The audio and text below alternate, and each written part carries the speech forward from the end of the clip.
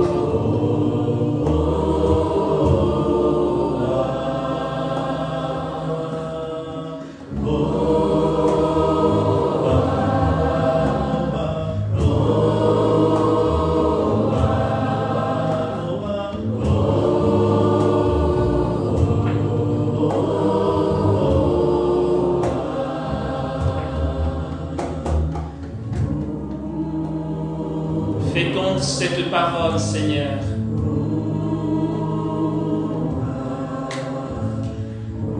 Qu'elle prenne vie en nous, qu'elle s'incarne dans notre vie, dans notre quotidien, que nous fassions un avec elle, qu'elle gouverne notre vie, qu'elle devienne notre fil conducteur et la lumière devant nos pas. Que cette parole, Seigneur, nous conduise vers toi et nous oriente droit vers la porte étroite, le lieu de l'amour, le lieu du don, le lieu royal.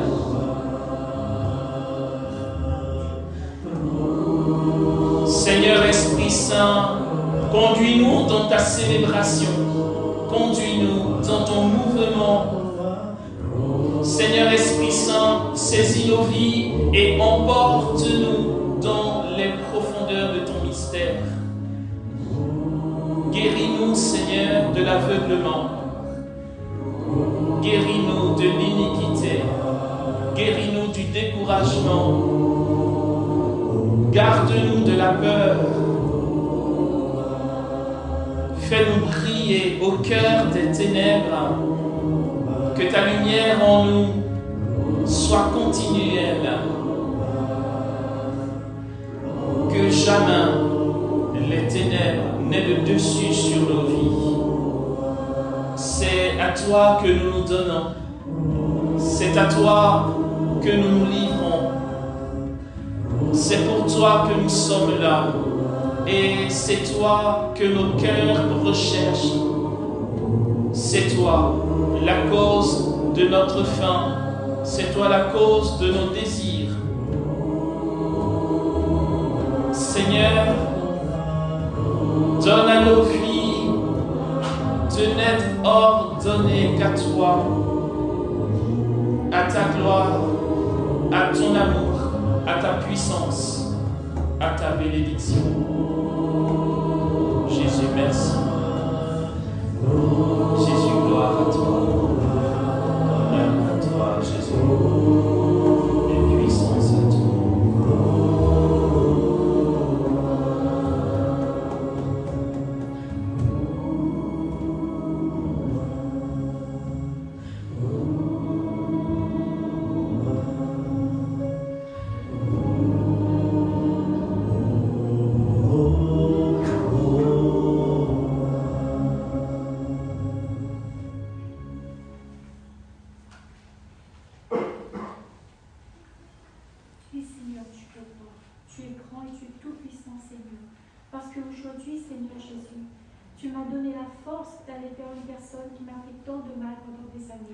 Et pour cette table de charité fraternelle, Seigneur, je l'ai fait pour toi, pour ton amour, parce que je sais que tu m'aimes de tout ton cœur. Moi aussi, Seigneur, je veux t'aimer aujourd'hui. Je veux t'aimer de toute ma vie, de toute mon âme, Seigneur. Je veux t'aimer de toute ma force et de tout ce que tu veux de moi, Seigneur Jésus. Je le ferai, Seigneur Jésus. Je confesse devant toi, Seigneur Jésus, que je suis ton enfant, que je suis ton enfant de Dieu. Et ce qui t'appartient, Seigneur, rien ni personne ne puisse le retirer. Oui, Seigneur. Gloire, Seigneur Jésus, pour ton amour que tu as pour nous. Gloire à toi, Seigneur Jésus, pour l'amour que tu as pour chacun de nous ici, pour tes enfants, pour tout ce que tu portes dans ton cœur, pour tout ce que tu es. Oui, Seigneur Jésus, ta force est grande, ton amour est puissant, ta lumière, Seigneur Jésus, s'étend sur chacun de nous. Il nous éclaire, il nous regarde, il nous façonne, il nous donne la force et le courage d'aller trouver où se cache la peur, où se cache la peur. Réjouis-toi, Marie, pleine de grâce, le Seigneur est avec toi. Tu es bénie entre toutes les femmes, et Jésus, le fruit de ton sein, est béni. Sainte Marie, Mère de Dieu, priez pour nous pauvres pécheurs, maintenant et à l'heure de notre mort. Amen. Il est dit dans la parole de Dieu, dans le livre de l'Apocalypse, le chapitre 4, à partir du verset 2, il est dit ceci. À l'instant, je tombais en extase. Voici, un trône était dressé dans le ciel, et siégeant sur le trône quelqu'un. Celui qui siège est comme une vision de jaspe et de cornaline. Un arc-en-ciel autour du trône est comme une vision d'émeraude. 24 sièges entourent le trône, sur lesquels sont assis 24 vieillards vêtus de blanc, avec des couronnes d'or sur leurs têtes. Du trône partent des éclairs, des voix et des tonnerres, et 7 lampes de feu brûlent devant lui, les 7 esprits de Dieu. Devant le trône, on dirait une mer, transparente autant que du cristal. Au milieu du trône et autour de lui se tiennent 4 vivants, constellés d'yeux par devant et par derrière. Le premier vivant est comme un lion, le deuxième vivant est comme un jeune taureau, le troisième vivant a comme un visage d'homme, le 4e vivant est comme un aigle en plein vol. Les 4 vivants, portant chacun 6 ailes, sont constellés d'yeux tout autour et en dedans. Ils ne cessent de répéter jour et nuit, Saint, Saint, Saint, Seigneur, Dieu maître de tout, il est, il était et il vient. Et chaque fois que les vivants offrent gloire, honneur et action de grâce à celui qui siège sur le trône et qui vit dans les siècles des siècles, les 4 vieillards se prosternent devant lui. Les 4 vieillards se prosternent devant celui qui siège sur le trône pour adorer celui qui vit dans les siècles des siècles. Ils lancent leur couronne devant le trône en disant : Tu es digne, ô notre Dieu et notre Seigneur, de recevoir la gloire, l'honneur et la puissance, car c'est toi qui créas l'univers. Par ta volonté, il n'était pas et fut créé. Et je vis dans la main droite de celui qui siège sur le trône un livre roulé, écrit au recto et au verso et scellé de 7 sceaux. Et je vis un ange puissant proclamant à pleine voix : Qui est digne d'ouvrir le livre et d'en briser les sceaux ? Mais nul n'était capable, ni dans le ciel, ni sur la terre, ni sous la terre, d'ouvrir le livre et de le lire. Et je pleurais fort de ce que nul ne s'était trouvé digne d'ouvrir le livre et de le lire. L'un des vieillards me dit alors : Ne pleure pas, voici, il a remporté la victoire, le lion de la tribu de Juda, le rejeton de David. Il ouvrira donc le livre aux 7 sceaux. Alors je vis, debout entre le trône aux 4 vivants et les vieillards, un agneau, comme immolé, portant 7 cornes et 7 yeux, qui sont les 7 esprits de Dieu en mission par toute la terre.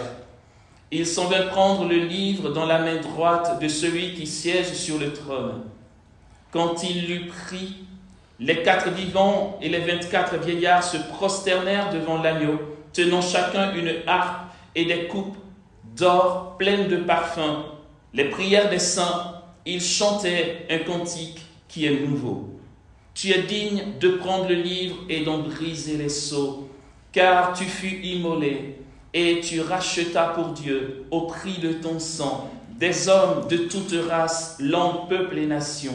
Tu as fait d'eux pour notre Dieu une royauté de prêtres, et ils régneront sur la terre. Et ma vision se poursuivit.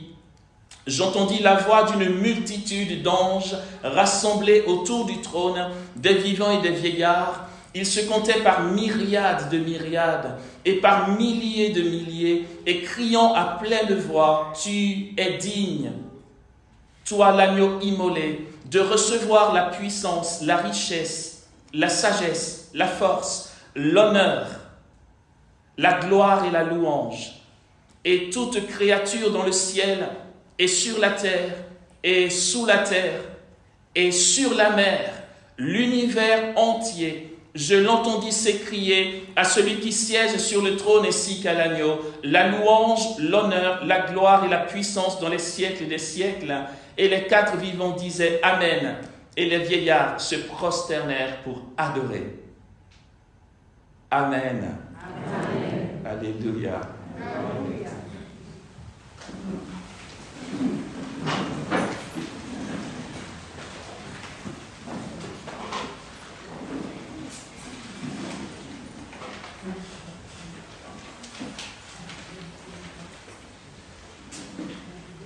Le désordre est entré dans le monde par le péché originaire. La discorde, l'incompréhension, la division, les murmures, les appréhensions, la méfiance, le soupçon, l'accusation, toutes ces choses ont proliféré dans le monde, et parmi les humains, les fils des hommes, par le péché qui est entré dans le monde.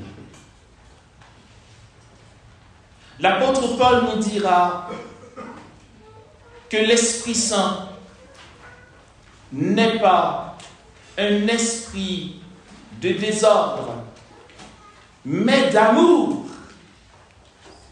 Je le rappelais à un groupe du renouveau charismatique, puisque l'on entend, c'est un abus de langage, voire même une déformation de ce que dit l'apôtre. Il est souvent dit, l'Esprit Saint n'est pas un esprit de désordre, mais d'ordre. L'apôtre ne le dit pas. Il ne dit pas ça comme ça. L'apôtre dit, l'Esprit Saint n'est pas un esprit de désordre, mais d'amour. L'ordre, qu'est-ce que c'est? Nous nous sommes emparés de cet amour de Dieu dont parle l'apôtre, et nous l'avons formalisé en des principes, en des rituels qui apaisent notre conscience et nous donnent un sentiment d'être correct, d'avoir fait notre devoir. Pourtant, après avoir écouté ce texte, l'on peut comprendre ce qu'est l'amour. L'amour est ordonné, bien sûr. L'Esprit Saint n'est pas un esprit de désordre. Regardons la création tout entière. C'est harmonieux et c'est fait avec amour. Et dans ce que l'on va appeler la révélation pré-mosaïque, c'est Dieu qui se révèle à travers sa création. Et les hommes ont vu la beauté de la création et ont compris que leur auteur était la source de la beauté. Et pourtant, la création, dans la création, il n'y a pas une présence ordonnée selon le concept humain. Il n'y a pas 2 feuilles d'arbre qui soient pareilles. Chaque feuille d'arbre a sa structure. Il n'y a pas 2 arbres qui aient la même taille. Et chaque arbre a sa substance. Et c'est comme un mouvement aléatoire d'ensemble que l'on voit et qui nous apaise pourtant, et qui nous dit Dieu, et qui nous parle d'harmonie et de communion. Regardez le mouvement des vagues lorsqu'on part à la mer. Il n'y a pas deux mouvements de vagues pareils. Et depuis la nuit des temps, l'eau s'émeut au gré du vent et les mouvements ne sont pas pareils. Et pourtant tout est beau et harmonieux. Cette création nous dit quelque chose de la réalité du ciel et nous venons de l'entendre. Il y a les 4 vivants et les 24 vieillards qui jettent leur couronne et c'est comme une liturgie. Et c'est harmonieux. Pourtant, vous pouvez me croire, avant que Jean perçoive cette vision du ciel, il n'y a pas eu de répétition. Ils ne se sont pas dit, comme le font les servants de messe, à tel moment, il faut aller à gauche et puis va à droite. Tout se fait sans parole, comme dans l'amour. Dieu est amour et dans le paradis, tous sont mus par l'amour et tout est harmonieux. C'est sans parole. Et tout ce que chacun fait est mené par le mouvement de l'esprit. Et il y a cette harmonie, cette communion, cette unité profonde sans répétition. Et ça, c'est l'amour. Ce n'est pas l'ordre selon le monde. C'est vrai qu'il n'y a pas de désordre, il y a l'amour. Et ce désordre dû au péché nous brise toutes choses, nous confine, nous conduit dans l'angoisse. L'angoisse, c'est un rétrécissement du cœur, une incapacité de respirer, une incapacité de se déployer, d'être libre, de s'exprimer, de se mouvoir, de danser, de sauter, de hurler, de louer le Seigneur. Parce que nous sommes comprimés, nous avons peur du regard des autres, du qu'en dira-t-on, de qu'est-ce qu'il va penser. Et si toutefois il le comprenait mal, ce n'est pas anormal d'agir comme ça. Tant que nous sommes ici, nous sommes censés être délicats, bien sûr. Mais c'est de tout cela que le Seigneur nous a délivrés. Et ce passage du livre de l'Apocalypse nous montre les fruits de la victoire du Christ qui nous guérit des ténèbres. Il n'y a pas de ténèbres dans le ciel. Et l'ange qui proclame, et c'est cela l'activité, si on puis ainsi s'exprimer dans le ciel, c'est que l'agneau de Dieu est glorifié à jamais. Cet agneau de Dieu si pauvre, comme nous le disions hier, qui est sur le trône, un trône que lui a donné son Père. Il n'a rien revendiqué. Il se laisse aimer. Et dans l'éternité, l'agneau se laisse aimer sans refuser de se laisser aimer. Il se laisse revêtir. Il se laisse glorifier, comme dit le psaume, siège à ma droite et je ferai de tes ennemis le marchepied de ton trône. Parce qu'il est obéissant à son Père et qu'il fait la joie de son Père. Alors, le Père le met sur le trône, l'a élevé et lui a donné le nom qui est au-dessus de tout nom, afin qu'au nom de Jésus, tout genou fléchisse dans le ciel, sur la terre et dans les enfers, dont nous avons parlé hier aussi, et que toute langue proclame que Jésus est Seigneur à la gloire de Dieu le Père. Cet agneau de Dieu est tout donné. Il est vraiment un terrain de gloire, un terrain où son Père peut déployer toute sa puissance. La symbolique de l'agneau est très parlante. En fait, de voir Jésus comme l'agneau de Dieu, nous n'y prêtons pas attention. De voir Jésus comme l'agneau de Dieu nous dit profondément la douceur du cœur de Jésus. Je vais vous dire quelque chose de surprenant, qui pourtant est profondément vrai. Jésus est d'une telle douceur qu'il est comme le jumeau des trisomiques, mais sans aucun dysfonctionnement. Jésus a, vous voyez, un trisomique, il a un cœur d'enfant. En fait, tu peux le berner, tu peux lui mentir, tu peux le conduire à l'abattoir, il te suivra sans réfléchir. Et c'est cela l'agneau de Dieu, c'est cela Jésus en réalité. Jésus est la douceur même, Jésus est la pauvreté totale. C'est pour ça qu'il est l'agneau. L'agneau ne se défend pas, Déjà, quand tu prends les parents de l'agneau, c'est pas très fut-fut, d'accord? Le mouton, franchement, en Côte d'Ivoire, je ne sais pas si ça se dit ici, quand tu n'es pas très fut-fut, on dit, mais tu es un mouton ou quoi? Non, mais franchement, le mouton, vas-y, quoi. Tu réfléchis pas un peu? Non, le mouton, il est mouton, voilà. Alors, imagine-toi, le petit du mouton, là, c'est pire, tu vois. C'est ça, l'agneau. En fait, l'agneau part, il est innocent. L'agneau se laisse mener. Un peu comme Isaac, qui est finalement la figure du Christ. Il dit à son père Abraham, nous avons le bois et nous avons le feu, mais où est l'agneau pour le sacrifice? Où est le bélier?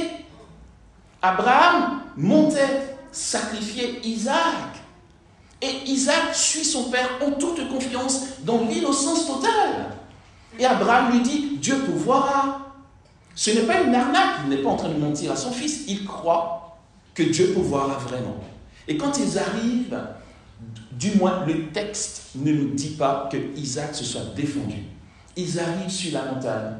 Tu vois ton père qui te prend, qui te ligote et qui te pose sur l'autel du sacrifice et tu ne branches pas. Isaac est vraiment la figure du Christ. Parce qu'il porte sur son dos le bois du sacrifice comme le Christ a porté le bois de la croix en montant au Golgotha. Il est l'agneau vainqueur. L'agneau pauvre et vainqueur. Nous allons voir tout hier, frères et sœurs, aujourd'hui, il faut que nous réalisions cela.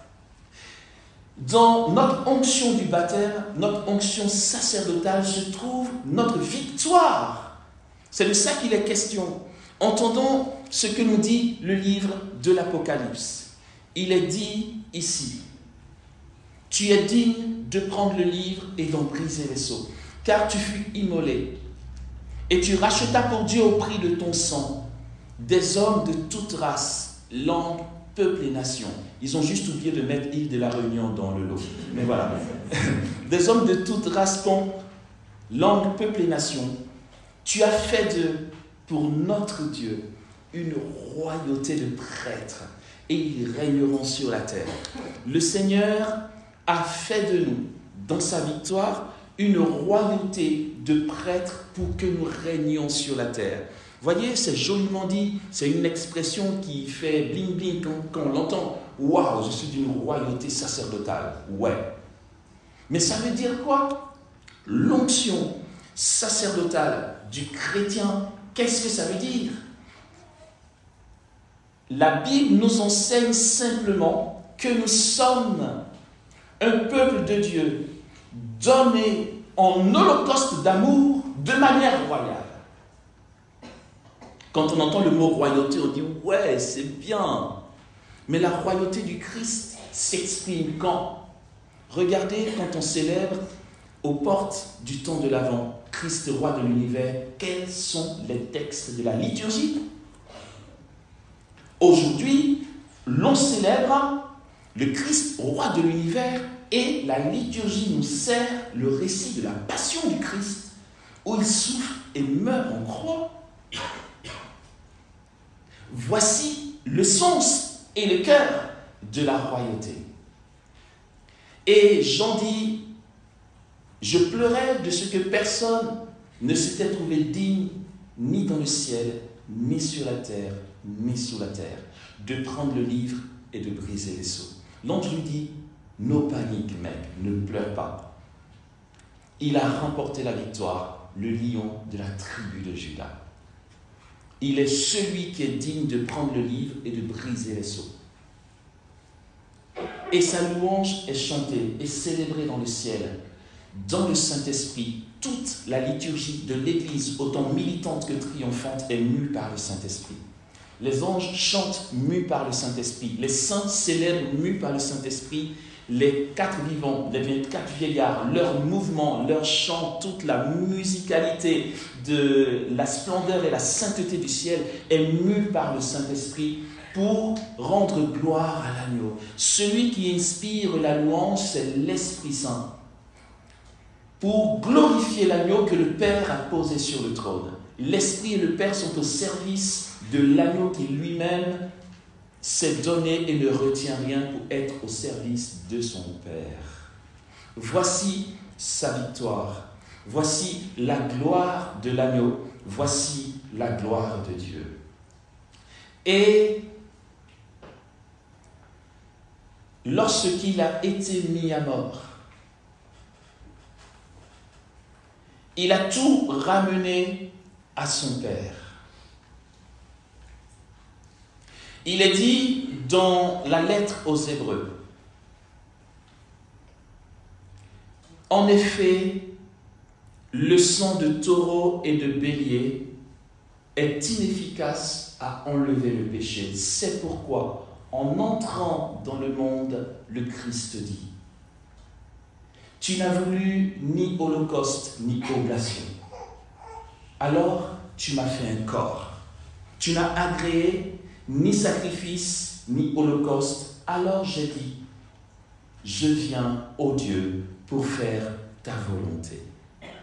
Ce que nos pères dans la foi ont sacrifié. Ces animaux sacrifiés dans le temple, dans les saints des saints, le jour du grand pardon, tout ceci est inefficace. Et nous savons pourquoi. Parce que le premier jour, nous avons pris soin de montrer combien notre condamnation aurait demeuré tant que l'homme n'est pas mort. Ce ne sont pas le sang des béliers qui enlève le péché. Alors arrêtons de sacrifier aux idoles. C'est inefficace. J'ai été dans un pays, je ne dirai pas lequel parce que le témoignage n'est pas Jojo.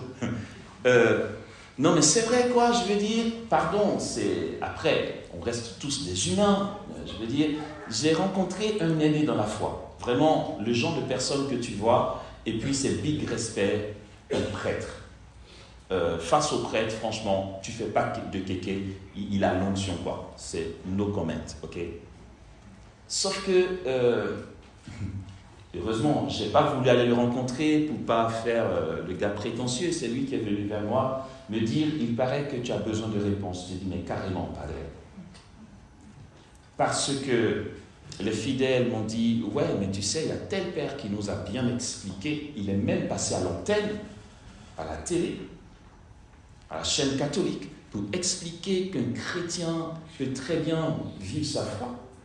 Et ça n'empêche pas qu'il vive sa tradition, qu'il aille sacrifier aux idoles, parce que c'est la tradition africaine. Et puis d'ailleurs, ne dit-on pas, aide-toi et le ciel t'aidera.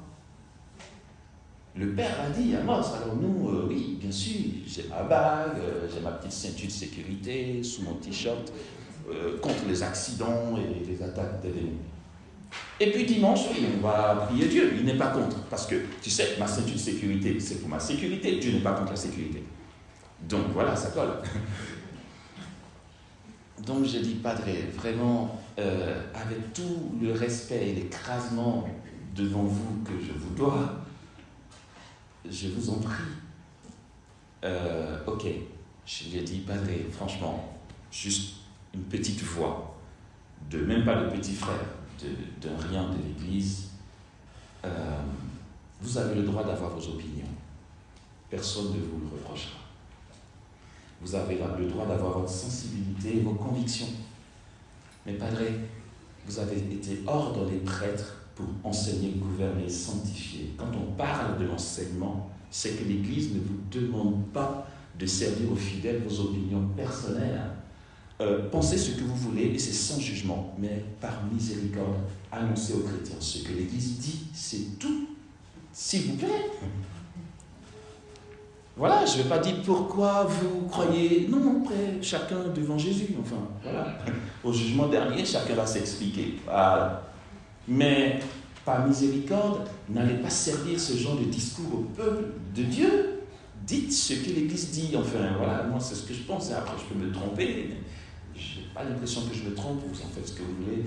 Voilà. Enfin, je vous dis ça, Padre, parce qu'à l'enseignement tout à l'heure, je vais dire le contraire de vous. N'allez pas croire que je parle contre vous, vu qu'on a fait transparence déjà.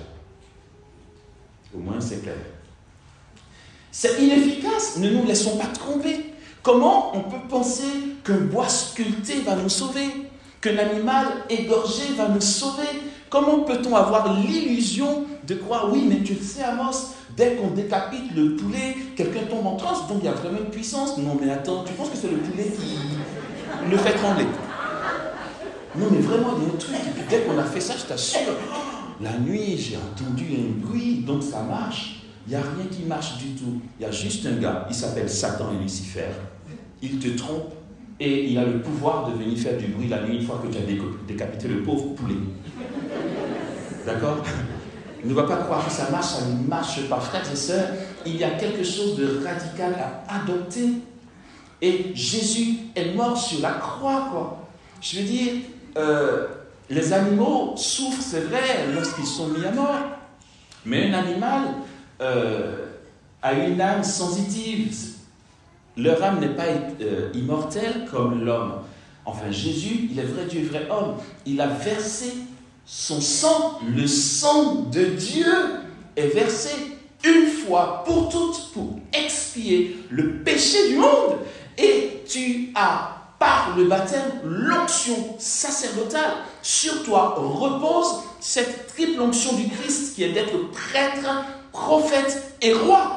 Dans tes souffrances, dans ton sang qui peut verser, tu as le pouvoir par le baptême d'en racheter un grand nombre en t'unissant au sacrifice du Christ. Et tu vas gaspiller ta vie, tu vas édulcorer cette vie précieuse devant les idoles. Mais c'est juste pas possible. Même les sacrifices qui paraissaient justes, tels que Dieu l'a demandé dans le Lévitique, l'auteur de la lettre aux Hébreux nous fait savoir que c'est inefficace. Pourtant, ça partait d'une bonne intention et d'une obéissance à ce que Moïse a dit. Ce n'est pas possible. Nous avons un seul sauveur, le Christ, Jésus-Christ. Voilà, pléonasme. Mais voilà, comme ça on a bien compris. Il est dit ceci. Ne pleure pas. Voici, il a remporté la victoire. Le lion de la tribu de Juda, le rejeton de David, il ouvrira donc le livre aux 7 sceaux. Alors, dit Jean, je vis debout entre le trône, aux 4 vivants et les vieillards, un agneau comme immolé, portant 7 cornes et 7 yeux, qui sont les 7 esprits de Dieu en mission par toute la terre. Il s'en va prendre le livre de la main droite de celui qui siège sur le trône. Quand il l'eut pris, les 4 vivants et les 24 vieillards se prosternèrent devant l'agneau, tenant chacun une harpe, des coupes d'or pleines de parfums, les prières des saints. Ils chantaient un cantique nouveau. Parce que Jésus est digne, il proclame, tu es digne de prendre le livre et d'en briser les sceaux. Car tu fus immolé et tu rachetas pour Dieu au prix de ton sang des hommes de toute race, langue, peuple et nation. Tu as fait d'eux, pour notre Dieu, une royauté de prêtres et ils régneront sur la terre. Et ma vision se poursuivit. J'entendis la voix d'une multitude d'anges. Non mais imagine un peu le tableau. Écoute, vas-y, fais une petite comparaison entre ton petit temple là-dessous où tu sacrifies aux idoles. Je ne vous accuse pas. Comme c'est enregistré, quelqu'un peut l'entendre un jour. Je sais que nous ici on est clean. Je ne parle pas de nous, bien sûr.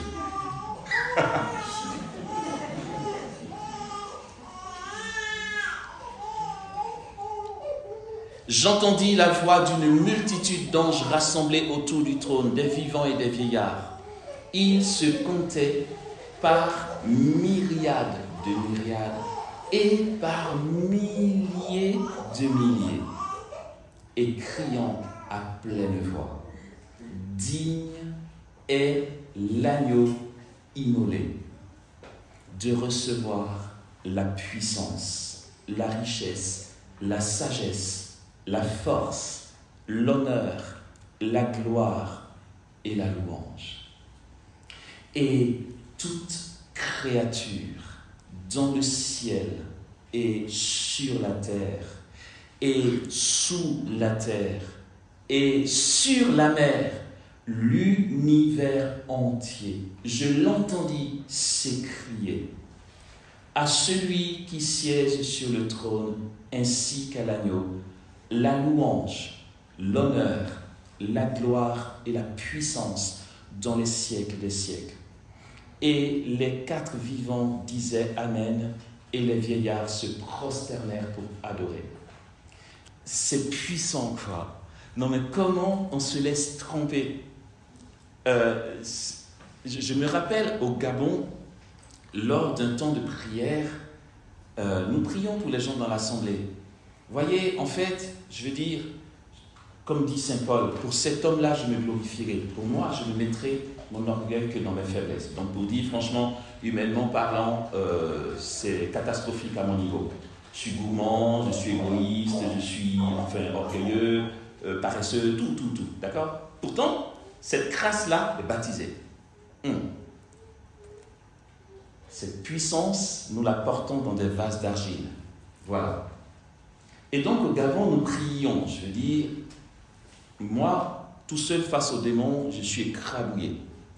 J'ai besoin de la grâce. Ce jour-là, j'ai vu qu'en fait, mon baptême, il est réel, quoi. Non, mais c'est vrai, on se le dit, on l'entend, et puis on se dit, est-ce qu'on intègre vraiment que sérieusement, nous sommes une royauté de prêtres? Nous prions dans l'assemblée, et il y a des personnes qui s'agitaient et tout. Alors, moi, je priais pour quelqu'un. Il y a une dame qui sacrifie aux idoles. Elle est très régulière là-bas. Elle est venue à la prière, non pas parce qu'elle cherchait Dieu, elle était venue dans l'assemblée, d'après ses dires, pour contrecarrer notre prière, pour pas que ça monte plus haut. D'accord, madame, si vous voulez. On n'en savait rien, c'est après coup qu'on va le savoir. Nous, on prie. En fait, quand on se rassemble, Jésus est présent. Le ciel est là. Le trône de l'agneau, dont on parle ici, est présent dans l'assemblée lorsqu'on se rassemble au nom de Jésus. C'était le cas de l'autre côté. Et puis, donc, il y a des gens qui s'agitaient, certains tombaient, et puis une des dames qui est tombée, c'était la dame en question. Déjà, pourquoi tu tombes? Que se passe-t-il? Tu n'as pas réussi à contrecarrer le truc. Mais parce que c'est pas puissant, en fait, c'est provoquer l'ouragan, c'est tout. Elle est tombée, bon, donc comme je disais, on n'en savait rien, moi je priais pour une autre personne. Et puis, je sens mon tissu ici, le pan de mon vêtement qui bouge, enfin, j'ai pas fait gaffe tout de suite. Moi, je prie, je sens qu'il me gêne. Tout. Mais non, Jésus est puissant, en fait. C'est que elle hurlait qu'elle était en train d'être brûlée par mon tissu. Non mais attends, je te dis ça bien. C'est même pas genre ma peau, c'est moi qui suis baptisé. C'est moi qui suis baptisé. En fait, quand on dit moi, c'est je me mets en tenue d'Adam et c'est moi, c'est pas mon t-shirt. Mais là, pour le coup, comme le baptisé a porté un t-shirt et un pantalon, même les vêtements s'imprègnent de la puissance. Trop fort. Alors, mon tissu touchait son bras. J'ai envie de dire, mais si ça te brûle, dégage-toi. Non, en fait, elle est tellement tétanisée et brisée par la puissance de Dieu qu'elle n'a même pas la force de se dégager. Et donc, moi, je finis de prier là, je regarde ce qui se passe. En fait, elle disait, ça me brûle. En gros, par miséricorde, éloigne-toi que ton tissu ne me touche plus. Parce qu'elle était en train d'être brûlée par mon vêtement. Waouh! Je me suis dit, alors, je te fais un peu souffrir ou je dégage mon tissu là? Non, bien sûr, la miséricorde jusque même chez les démons. Voilà, c'est la profondeur de la miséricorde. Mais voilà, en fait, après je dis, mais purée, attends, donc mon vêtement brûlait quoi. C'était le feu. Trop bon. Ah ouais, non mais en fait, finalement, il faut que les démons soient souvent là pour qu'on sache comment on a investi quoi. C'est qu'on ne réalise pas. Ah Jésus, non mais franchement, l'une des plus grâces que Dieu m'a faites de toute mon existence, c'est de m'avoir justement appelé à l'existence. Parce qu'il m'a ainsi condamné à la gloire. Je suis un condamné les gars. Je suis condamné à la gloire. Et l'agneau dispose dans le ciel toute cette gloire pour nous. J'aimerais nous inviter à écouter cette belle homélie qui est trop une bombe. Je vais vous lire ça, ok? C'est l'homélie, c'est dit grande homélie du grand et saint samedi. L'homélie du samedi saint qu'on trouve dans l'office de lecture. Comment Dieu, l'agneau de Dieu, et c'était notre conclusion hier, est descendu aux enfers, aller sortir tous ceux qui attendaient captifs. Et cette homélie est très belle. Nous allons l'entendre et après l'avoir entendu, nous allons conclure par une commission. J'ai une commission pour vous. Oui, tout à fait, il ne faut pas que j'oublie que je fasse la commission. Écoutons ce texte solennel. C'est trop beau. Et je me régale en lisant ce texte parce que c'est la tradition pure de l'Église, quoi. Ce samedi saint, comme nous le disions, qui est ce jour du rien apparent, ce jour où Dieu est mort, et nul sur la terre ne sait ce qui se passe. Où est-il? S'il était vraiment le Messie, serait-il mort? Ou encore, peut-être qu'à la seconde, il serait ressuscité. Mais ça fait 3 jours qu'il gît dans le tombeau. Est-il normal que Dieu dure autant dans le tombeau, dans ce rien? Ou juste une lumière et l'espérance de toute l'Église et de toute l'humanité, la Sainte Vierge? Il se passait quelque chose, frères et sœurs. Il y avait du mouvement. Trop bon. Tout est calme. Et puis il se passe un truc puissant quelque part que personne ne sait. Le Christ n'a pas chômé. Il dit, mon Père est à l'œuvre et moi aussi.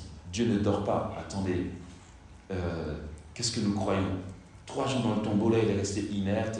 Ouf, repos après 33 ans de mission. Ouf, il faut que je me repose 3 jours. Non, il est tout le temps à l'œuvre, même dans sa mort. Sa mission continue. Et c'est ce que nous dit ici, cette homélie du samedi saint. Éveille-toi, toi qui dors.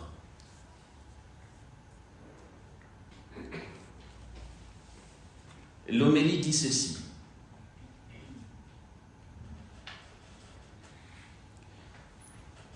Que se passe-t-il?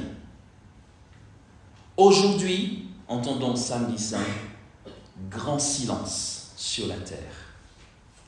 Grand silence et ensuite solitude, parce que le roi sommeille. La terre a tremblé et elle s'est apaisée parce que Dieu s'est endormi dans la chair et il a éveillé ceux qui dorment depuis les origines. Dieu est mort dans la chair et le séjour des morts s'est mis à trembler. C'est le premier homme qu'il va chercher, comme la brebis perdue. Il veut aussi visiter ceux qui demeurent dans les ténèbres et dans l'ombre de la mort. Oui, c'est vers Adam, captif, en même temps que vers Ève, captive elle aussi, que Dieu se dirige, et son Fils avec lui, pour les délivrer de leur douleur. Le Seigneur s'est avancé vers eux, muni de la croix, l'arme de sa victoire. Lorsqu'il le vit, Adam, le premier homme, se frappant la poitrine, dans sa stupeur, s'écria vers tous les autres, « Mon Seigneur, avec nous tous !» Et le Christ répondit à Adam, « Et avec ton esprit ?» Il le prend par la main et le relève en disant, « Éveille-toi, ô toi qui dors, relève-toi d'entre les morts, et le Christ t'illuminera. » C'est moi, ton Dieu, qui, pour toi, suis devenu ton Fils. C'est moi qui, pour toi et pour tes descendants, te parle maintenant et qui, par ma puissance, ordonne à ceux qui sont dans les chaînes, sortez. À ceux qui sont dans les ténèbres, soyez illuminés. À ceux qui sont endormis, relevez-vous. Je te l'ordonne, éveille-toi, ô toi qui dors. Je n'étais pas créé pour que tu demeures captif au séjour des morts. Relève-toi d'entre les morts. Moi, je suis la vie des morts. Lève-toi, œuvre de mes mains. Lève-toi, mon semblable, qui a été créé à mon image. Éveille-toi, sortons d'ici, car tu es en moi et moi en toi. Nous sommes une seule personne indivisible. C'est pour toi que moi, ton Dieu, je suis devenu ton fils. C'est pour toi que moi, le Maître, j'ai pris ta forme d'esclave. C'est pour toi que moi, qui domine les cieux, je suis venu sur la terre et au-dessous de la terre. C'est pour toi, l'homme, que je suis devenu comme un homme abandonné, libre entre les morts.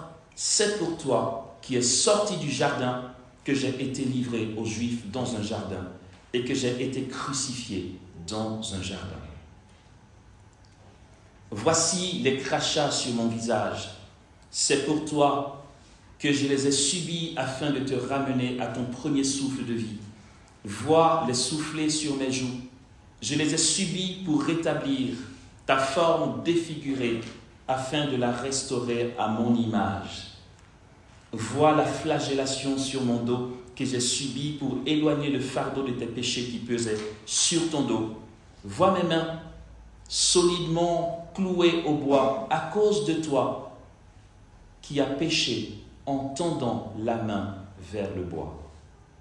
Je me suis endormi sur la croix et la lance a pénétré dans mon côté à cause de toi qui t'es endormi dans le paradis et de ton côté, tu as donné naissance à Ève.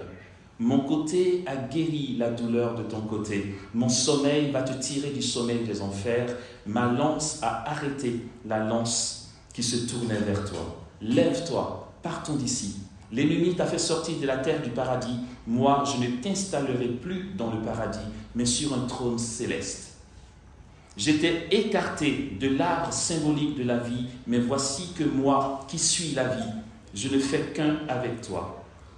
J'ai posté les chérubins pour qu'ils te gardent comme un serviteur. Je fais maintenant que les chérubins t'adorent comme un Dieu. Le Seigneur dit, le trône des chérubins est préparé. Les porteurs sont alertés. Le lit nuptial est dressé. Les aliments sont apprêtés. Les tentes et les demeures éternelles le sont aussi.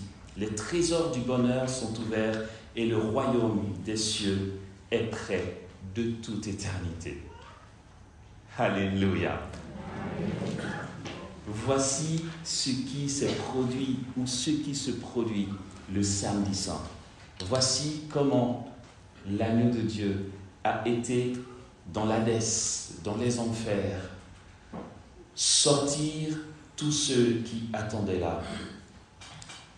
Lorsque les Byzantins représentent l'icône de la résurrection, je suis iconographe de formation, donc il y a quelques symboles que je sais, dont je sais le sens, d'accord?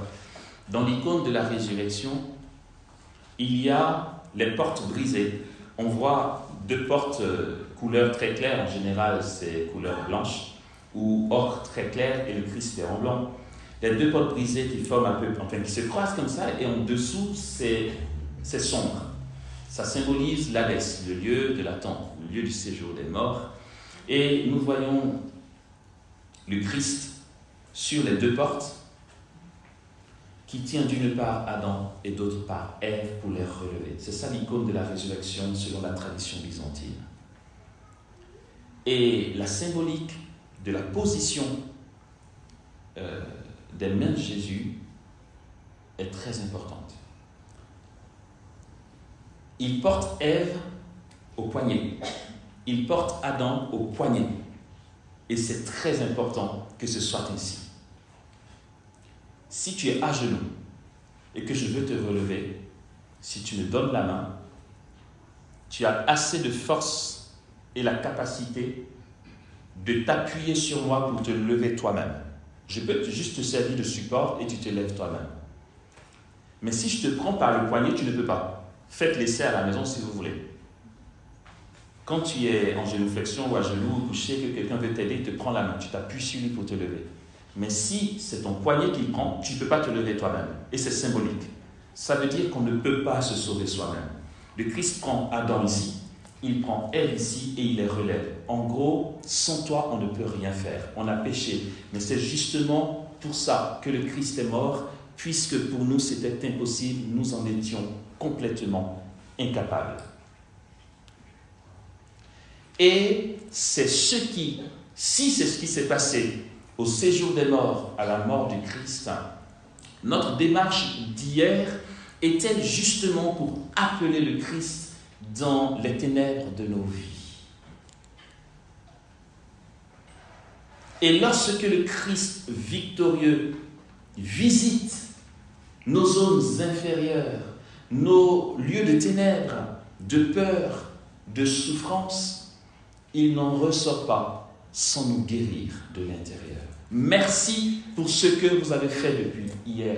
Merci pour ce que vous avez écrit et déposé là dans la foi dans le Christ qui est fidèle et qui ne repousse aucun de ceux qui viennent à lui. Merci pour la journée, pour les moyens que vous avez pris pour aller au sacrement de réconciliation, pour nous disposer à laisser Jésus agir en nous. Merci pour les actes de charité. Je ne sais pas laquelle d'entre nous a prié cette belle prière d'action de grâce pour la démarche qu'elle a faite dans la charité. C'est vous? Merci beaucoup. Merci pour cette audace, cette folie d'amour. L'amour est folie. Et merci pour nous tous, chacun, dans le geste qu'il a posé, dans son rythme, dans son quotidien. C'est vrai, on a eu un bonus, une octave des 24 heures. Le Père Philippe a dit jusqu'à samedi. Donc pour ceux qui ne l'ont pas encore fait, qui comptent le faire, merci.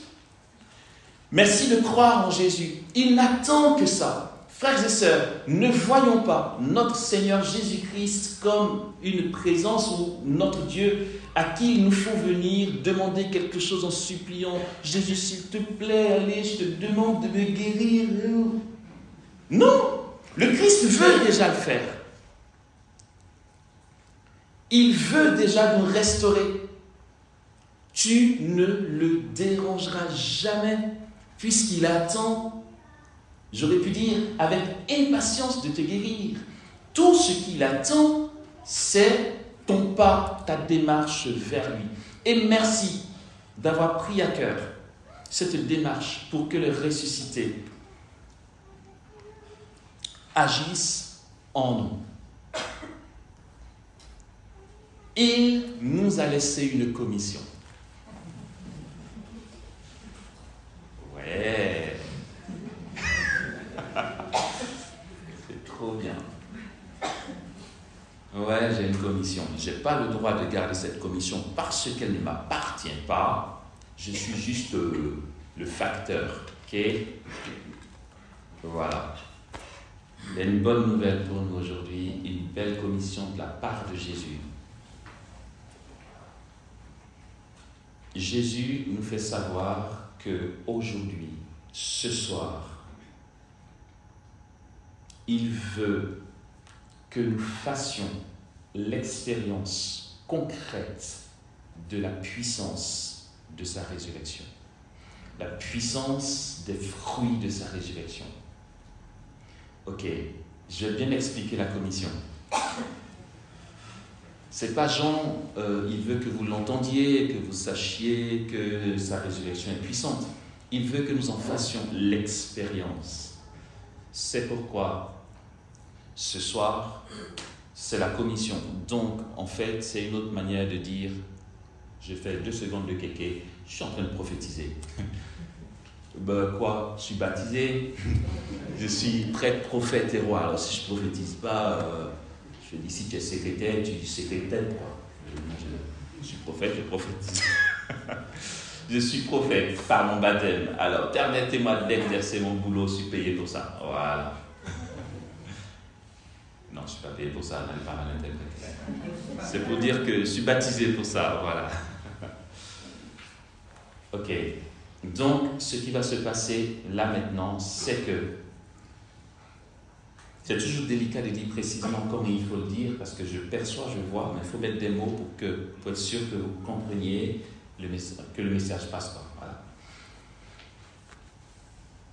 Ok, je vais dire ça aussi simplement que ça vient, c'est qu'en fait, la puissance de la résurrection de Jésus va agir dans nos vies et nous constaterons à partir de ce soir et des jours à venir un changement radical dans les zones de nos vies qui nous paraissaient catastrophiques et pourries. Là où on pensait que c'était bouché, bloqué, où il y avait des incapacités, où on avait l'impression que la porte n'était pas ouverte, où encore c'est difficile relationnellement, bref, j'en sais rien, chacun sait là où ça fait mal.